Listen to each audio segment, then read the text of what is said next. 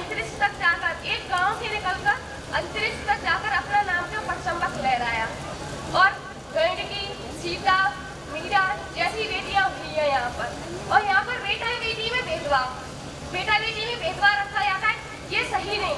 लेकिन यहाँ बेटा बेटी सब समान है। बेटियों का भी कर्तव्य बनता है कि वो अपने माँ बाप के प्रति सादर भाव रखें, उनके कर्तव्य का पालन करें, एक दूसरे का सम्मान करें। और बेटे अपनी बहनों को सभी को समान समझें। और बहना, माता और सबको मेरा यह कहना है कि बेटियों को शिक्षित कराएं और उनको समान कर्तव्य का पालन कराएं। इसके बीच में अपनी मैं कुछ पंक्तियां कहना चाहती हूँ कि हमें यहाँ पर वकील नहीं बनना कि एक तरफ सवाल करके इस बात को निपटा दिया है। यहाँ जज बनना है कि दोनों तरफ की बात है, बेटा और बेटी दोनों समान है, क्योंकि वही है जो श्रेष्ठ होता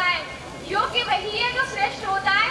श्रेष्ठ वही करके दिखाते हैं जो जिसमें योग्यता होती है, चाहे बेटा हो चाहे बेटी हो, लेकिन वो सबके लिए समान है। बहुत सुंदर विचार है जो जिसकी मजबूत होती है, क्योंकि इतनी जो पौधा है ना, जो बिल्कुल जमीन को फाड़ के बाहर निकलता है, तो वो ज्यादा मजबूत है। बेटियों को मतलब जो समाज की स्थिति है, आदर्श तो है नहीं, और बेटियां फिर भी इतना अच्छा कर रही हैं। अगर इन्हें मौका मिले, निसंदेह कंधे से कंधा मिला के चल रही हैं और आगे चलती रहेंगी, ऐसी हम मानते हैं। और बहुत अच्छे विचार हैं बहन के। और हाँ बोलिए। ये गलत नहीं है। बेटियां कहती हैं कि हम छोटे कपड़े पहने तो सब लोग देखते हैं, अगर हम मार करके उस कैप को खोलेंगे तभी तो देखेंगे। हमारी संस्कृति में ये विचार थे कब? हमारी संस्कृति में वो साड़ी थी जिससे कि हम सब अपने आचार विचार को व्यक्त कर सके और सही ढंग से रह सके। पहले तो हमें अपने को ही सारी इंसान में बदलना होगा, जिससे कि संसार की कुरीतियां हमको ना छू सके, और दूसरे को हमें परिवर्तन में लाना होगा और स्वयं को भी लाना होगा। ये कहते हैं लड़कों में ही कमी है, ये बात नहीं है। बेटों में भी, बेटियों दोनों में कमी हो सकती है।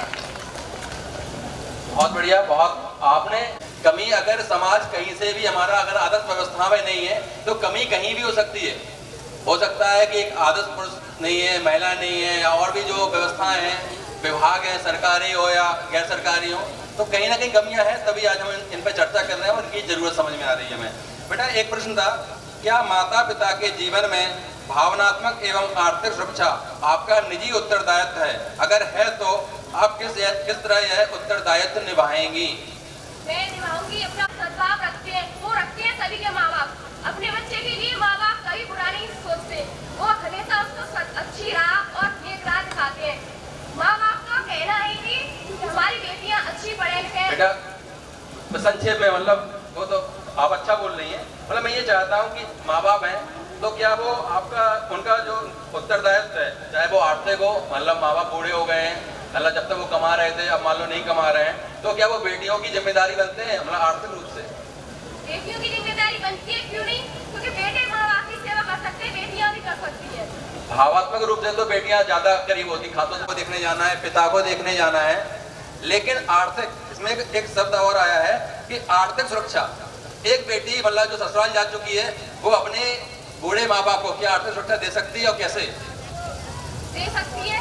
क्योंकि उनसे उनकी परमिशन ले सकती है। और ये भी नहीं है कि उनकी परमिशन, दूसरे घर की परमिशन ना मिले तो तुम आर्थिक समृद्धि से अपने घर वालों की सुरक्षा कर सको, ये भी गलत होता है। दूसरे की परमिशन, जिस घर में हम पराए घर में जाते हैं, उन लोगों के भी आचार विचार व्यक्त करना भी ठीक है हमारे लिए। हाँ बेटा, बहुत अच्छे विचार है आपके कि भावात्मक रूप से तो हर बेटी, जहाँ ये पराये की बात आ जाती है ना, वहीं सारी समस्याएं उत्पन्न हो जाती हैं। खैर समाज सुधरेगा और ये पराये का समस्या दोनों ही घर बेटी के हैं और दोनों ही घर बेटे के हैं, वही सारा ये संसार ही हमारा है। तो उत्तरदायित्व में थोड़ी बहुत समस्याएं आ सकती हैं, और उनका मुझे लगता है कि बेटी हमारी खुद से सक्षम होगी तो निश्चित रूप से वो पैसे भी कर सकती है। अच्छा, एक चीज और है, दहेज प्रथा पे बात होती है। दहेज देना अच्छा है? एक किसी बहन ने बोला था कि पहले उपहार के स्वरूप में जो माँ बाप का जो उनकी इच्छा होती थी या जो संपन्न होते थे,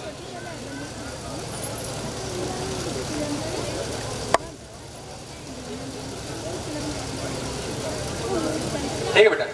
तो अगली बात ये आती है कि जैसे दहेज बुराई है, निसंदेह बुराई, क्योंकि सारे लोग सक्षम नहीं होते हैं और लोग तुलना करने लगते हैं, भाई उनके बेटे के शादी में इतना मिला है तो हमारे बेटे के भी मिलना चाहिए, है ना? तो तो जो उम्मीदें बढ़ जाती हैं और वो जो तुलना होने लगती है, तभी बेटियों पे या परिवार वालों पे बोझ बढ़ता है ना।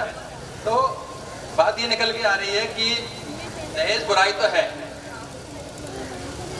लेकिन इस दहेज को कैसे हम लोग मतलब इसे खत्म कर सकते हैं? इस दहेज को हम इस प्रकार खत्म कर सकते हैं कि अपनी बेटियों को पढ़ा के। अच्छा बेटा, आपको एक चीज नहीं लगती है, हाँ हम अपने बच्चों को पढ़ा लिखा लेते हैं, बेटियों को भी पढ़ाते लिखाते हैं, तो जो माँ बाप की जो संपत्ति होती है उसमें बेटियों का अधिकार होना चाहिए या नहीं होना चाहिए? होना चाहिए, क्योंकि बेटा का भी तो है, होना चाहिए अधिकार। बेटा उसका अधिकार कर, बेटा को नहीं, समाज में जो एक परसेप्शन है, लोगों की सोच है कि भाई एक माँ बाप है, उनके चाहे बेटा हो चाहे बेटी हो, बेटी को तो नहीं देते हैं, तो वो उसकी भरपाई करते हैं दहेज से। कि वो कहते हैं भाई बेटे को आपने वो दे दिया तो आप जमीन तो दे नहीं रहे, तो दहेज दे दें। तो आप इसे कैसे जस्टिफाई करेंगे कि संपत्ति में अधिकार होना चाहिए या दहेज देना सही है या दोनों गलत है? आप अपने जो विचार हो वो बोल दीजिए। दहेज देना और संपत्ति देना दोनों ही गलत है, बस बेटियां तो एक भाव की। आदर्श समाज में बुआ कायम बनाने के लिए प्रयास कर रहे हैं। खैर, आपके विचार हैं, सब लोग ताली बजाएंगे बहन के विचारों पर। हेलो बेटा, मैं एक क्वेश्चन पूछना चाह रहा हूँ आपसे। किसी महिला के साथ दुर्व्यवहार और पीड़न समाज पर कलंक है,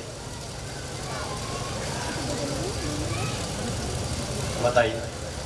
सर वो तो महिला को उसके खिलाफ आवाज उठानी चाहिए, उसको अपने पेरेंट्स को बताना चाहिए कि हमारे साथ ये गलत हो रहा है वो, और जब उस वक्त जो काम हो रहा हो उसके प्रति भी गलत उठानी चाहिए। मतलब कि जैसे सरकार ने बहुत सारी योजनाएं चलाई है बेटियों के लिए, जो कि मतलब रिपोर्ट वगैरह करा सकती है, और अपने को उसको सक्षम बनाना होगा उसके समझ। मैं ये बेटा, और आपने बहुत अच्छे जवाब दिए, बहुत बहुत धन्यवाद आपका। मैं कुछ अपनी गलतियां प्रस्तुत कर सकती हूँ? बिल्कुल बिल्कुल, आप लोग